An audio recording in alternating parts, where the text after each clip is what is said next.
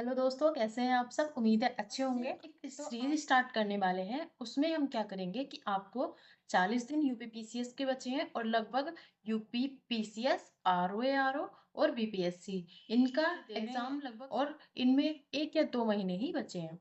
ठीक है, तो हम एक काम करते हैं, एक सीरीज स्टार्ट करते हैं। इसमें हम क्या करेंगे, आपको जितने भी यूपीपीसीएस, बीपीएससी, आरओ में प्रीवियस ईयर के क्वेश्चन पेपर हैं, आपको सबको हम पढ़ाएंगे। जैसे कि अभी ये है, ठीक है। तो इसमें क्या करेंगे, मैं ऐसे आपको क्वेश्चन आंसर बोल करके जल्दी जल्दी से सारा रिवीजन करा दूंगी। इससे क्या होगा कि आपको प्रीवियस ईयर की बुक भी खरीदने की जरूरत नहीं पड़ेगी, आपके पैसे बचेंगे और आपका रिवीजन भी जल्दी हो जाएगा। आप कहीं भी जा रहे हैं तो आप ये वीडियो देख सकते हैं स्पीड में चला करके। और सेकंड, फिर हम क्या करेंगे कि एक वीडियो हम इसकी रखेंगे मॉर्निंग में और एक वीडियो हम इवनिंग में रखेंगे टेस्ट पेपर की। जो भी बड़े बड़े संस्थान हैं, कोचिंग संस्थान, उनकी टेस्ट सीरीज स्टार्ट करेंगे। डेली हम एक पेपर करेंगे। जैसे कि आपको पता है कि प्रीवियस ईयर पेपर और टेस्ट सीरीज का सबसे ज़्यादा इंपॉर्टेंट रोल होता है किसी भी एग्जाम में। तो चलिए फिर स्टार्ट करते हैं, और यदि आपका रिस्पॉन्स अच्छा रहता है तो हम इसे स्टार्ट करेंगे, ठीक है, 2-3 दिन में कंटिन्यू कर देंगे। और यदि फिर आप इसमें कुछ सुझाव देना चाहते हैं तो आप सुझाव दे सकते हैं, ठीक है। तो इसका कुछ देख लेते हैं डेमो कि किस तरीके से होगा। ये बिल्कुल फ्री ऑफ कॉस्ट रहेगा, ठीक है। तो ये मेरे पास अभी 2023 का क्वेश्चन पेपर है, ये सॉल्व पेपर है। मैं आपको जल्दी जल्दी से इसके क्वेश्चंस और आंसर्स बताती रहूंगी। आप क्या कर सकते हैं, आप एक काम कर सकते हैं, आप कमेंट में आंसर लिख सकते हैं। इससे क्या होगा कि आपको याद रहेगा फिर वो हमेशा, ठीक है। क्वेश्चन है, चरक संहिता कितने अध्यायों और खंडों में विभाजित है? ठीक है, तो इसका आंसर हो जाएगा 120 अध्याय और 8 खंड।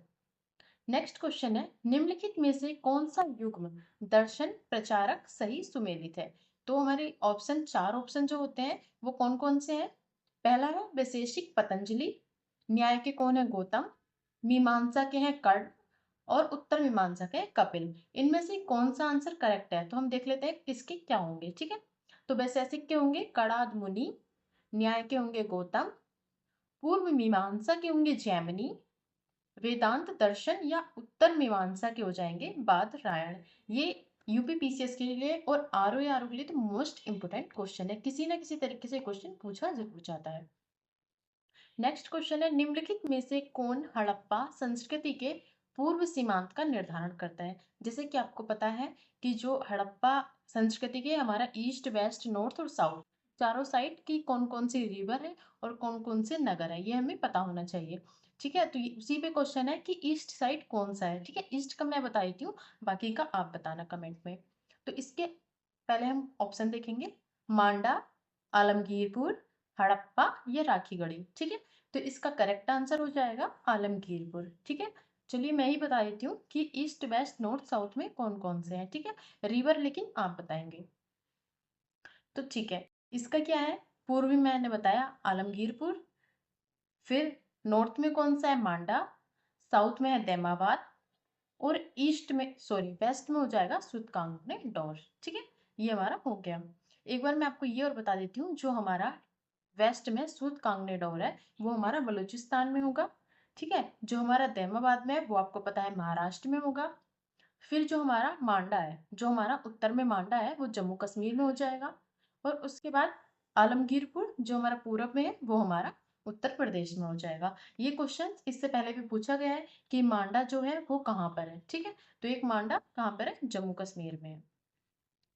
नेक्स्ट है हमारा, प्राचीन काल के भारत पर आक्रमणों के संबंध में निम्नलिखित में से कौन सा एक सही कालानुक्रम है? ठीक है, तो कौन सा सही है? जैसे कि शक, कुषाण, यूनानी आपका फर्स्ट ऑप्शन है।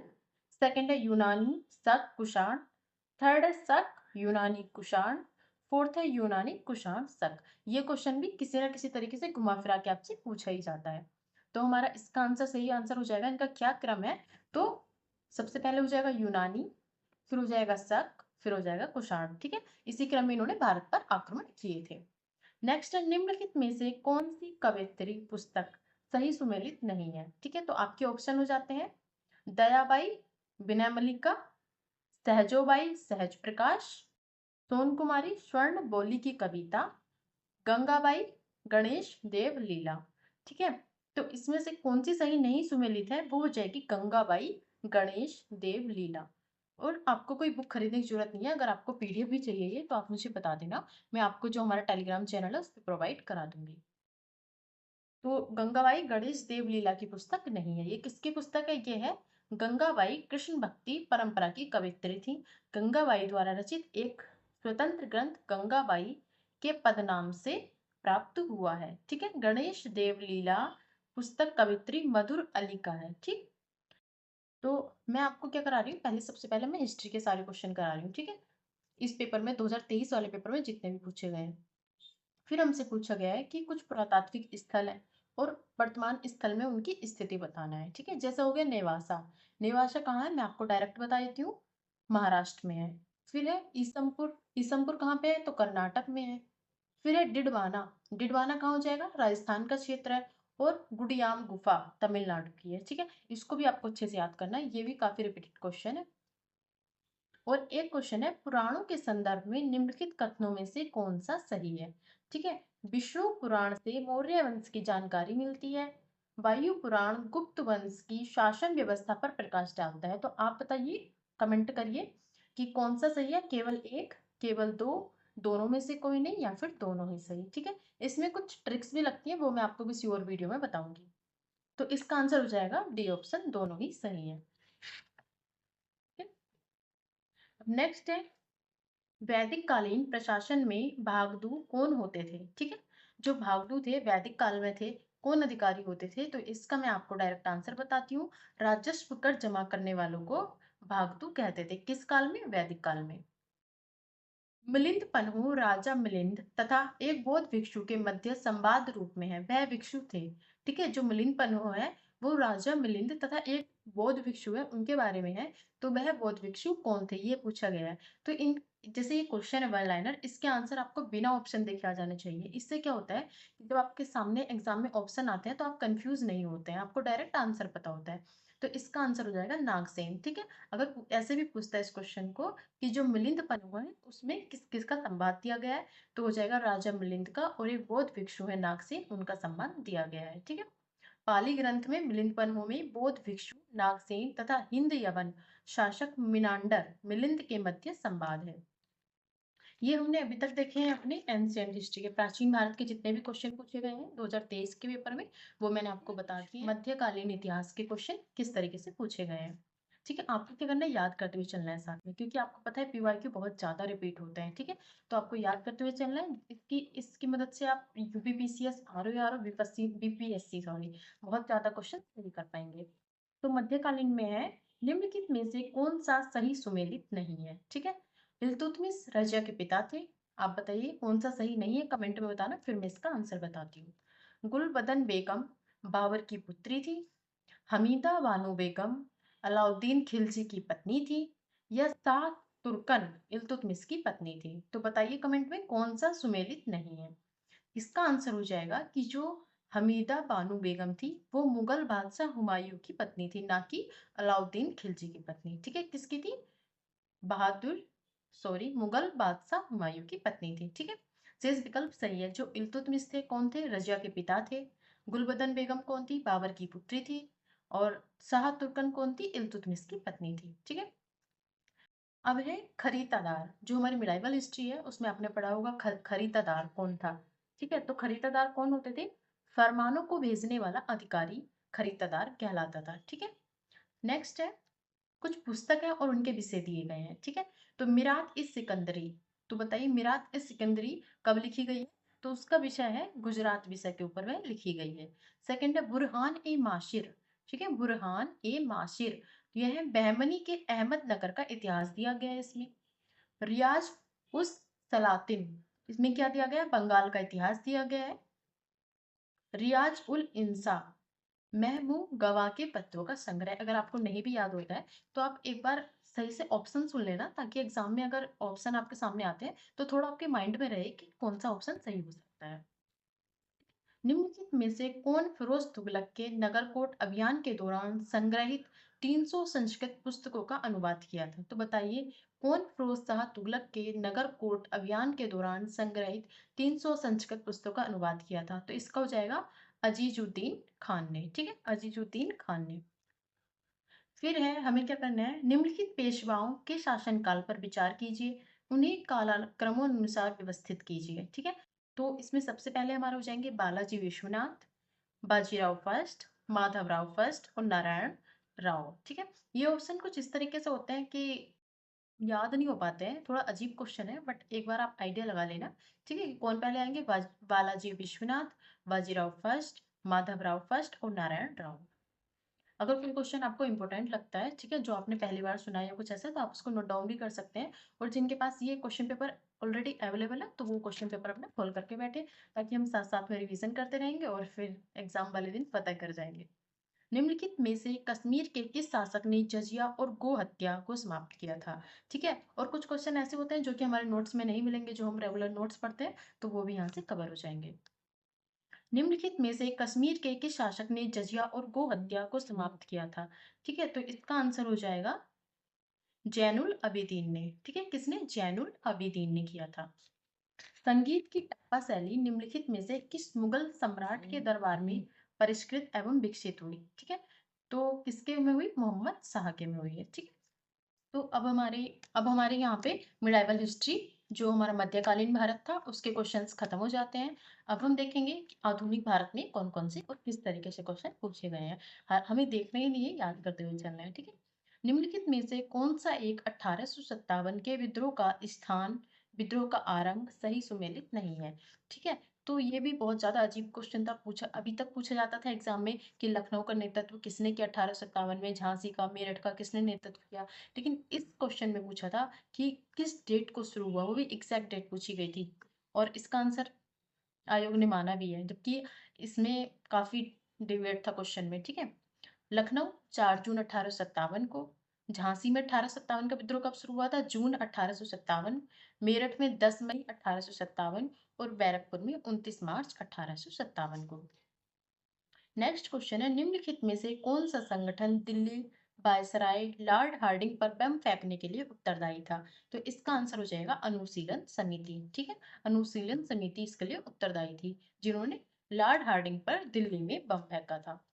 नेक्स्ट है, वर्ष 1918 के संयुक्त प्रांत किसान सभा का गठन। तो अब हम नेक्स्ट क्वेश्चन देखते हैं। अपना नेक्स्ट क्वेश्चन है हमारा, वर्ष 1918 के संयुक्त प्रांत किसान सभा का गठन निम्न में से किस नेता ने किया था? ठीक है, तो हमें यहाँ पे एक चीज ध्यान देनी है, इसमें पूछा है संयुक्त प्रांत किसान सभा। जल्दी जल्दी में हम ये भूल जाते हैं कि इसमें संयुक्त प्रांत मतलब यूपी की पूछ रहा है, ना कि सिर्फ किसान सभा का गठन। ठीक है, तो किसने किया था? इंद्र नारायण द्विवेदी ने किया था। ठीक है, इसका कुछ एक्सप्लेनेशन में एक दो लोगों के नाम और दिए गए हैं, मैं वो आपको बता देती हूँ।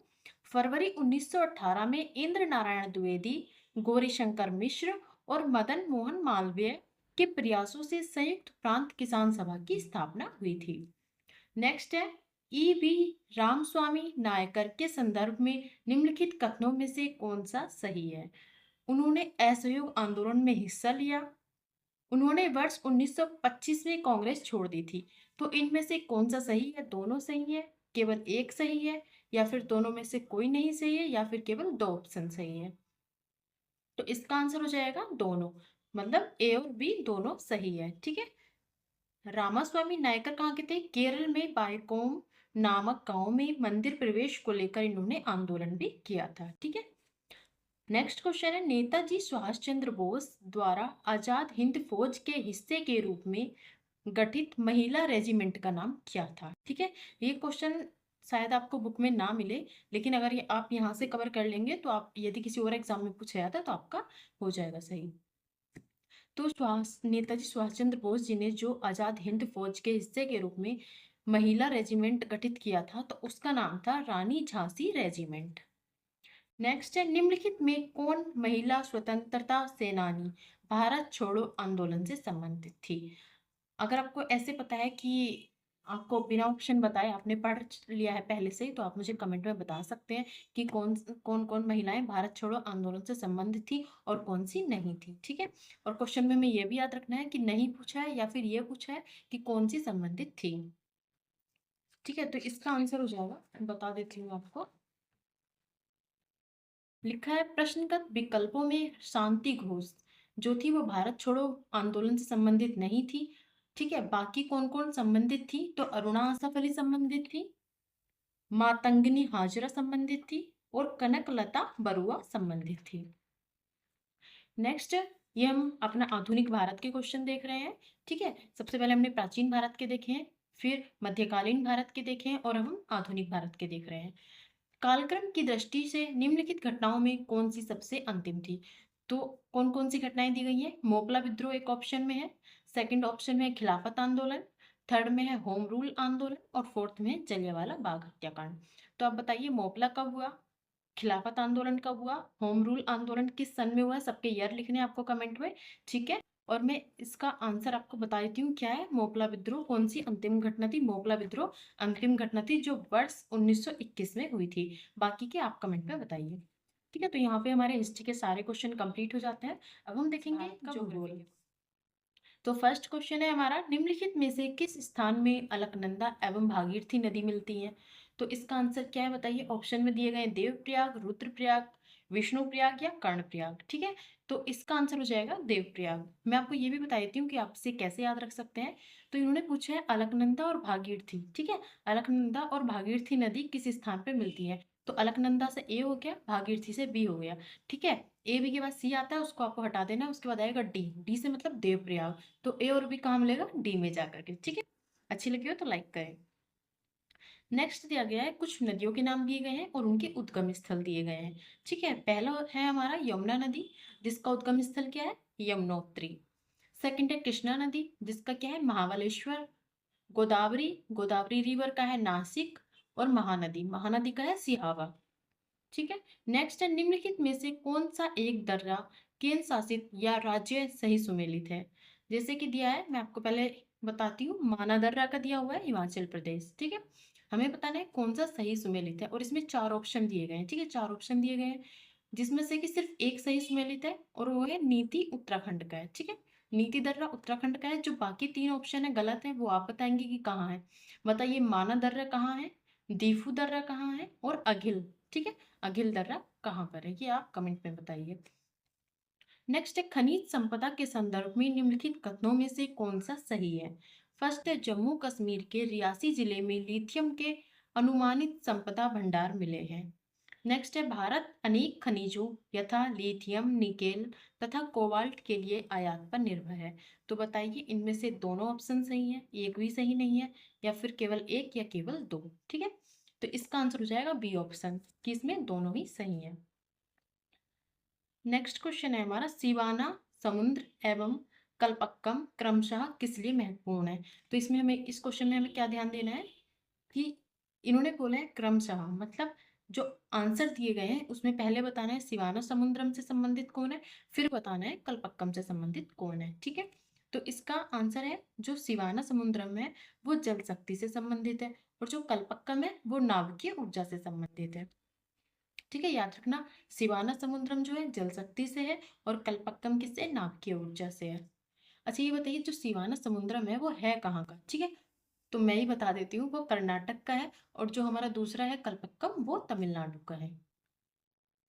नेक्स्ट है, राम गंगा नदी कन्नौज के पास गंगा नदी में मिलती है। ठीक है, सेकंड है, बेतवा नदी प्रयागराज के पास यमुना नदी में मिलती है। तो बताइए कौन सा सही है, कौन सा गलत है? तो इसका आंसर है केवल एक। आंसर बताती हूँ, रामगंगा नदी कन्नौज के निकट गंगा नदी में मिलती है, जबकि जो बेतवा नदी है वो प्रयागराज के पास नहीं बल्कि हमीरपुर के पास यमुना नदी में मिलती है। ठीक है, ऑप्शन में क्या दिया गया था? रामगंगा नदी कन्नौज के पास गंगा नदी में मिलती है, बिल्कुल सही बात है। सेकंड बताया गया था, बेतवा नदी प्रयागराज के पास यमुना नदी में मिलती है, तो ये प्रयागराज के पास नहीं मिल करके हमीरपुर के पास मिलती है। ठीक है, इसलिए गलत है। नेक्स्ट है, निम्नलिखित में से कौन सा सहायक नदी सुमेलित है? ठीक, प्राणहिता महानदी, मालप्रभा कृष्णा, हिमावती कावेरी, मंजरा गोदावरी। बताइए, इनमें से कौन सी सुमेलित नहीं है? कोई एक है जो नहीं सुमेलित है, बाकी तीन सुमेलित है। आपको चारों ऑप्शन याद करने हैं। तो इसमें बता देती हूँ, जो प्राणहिता है वो महानदी की नहीं रिवर है, वो किसकी है? गोदावरी की है। ठीक है, प्राणहिता है गोदावरी की, हेमावती कावेरी की है, मालप्रभा कृष्णा की है और मंजरा गोदावरी की है। कुछ कृष्णा नदी की और सहायक नदियां बताती हूँ, तुंगभद्रा, कोयना, घाटप्रभा, मालप्रभा और पंचगंगा।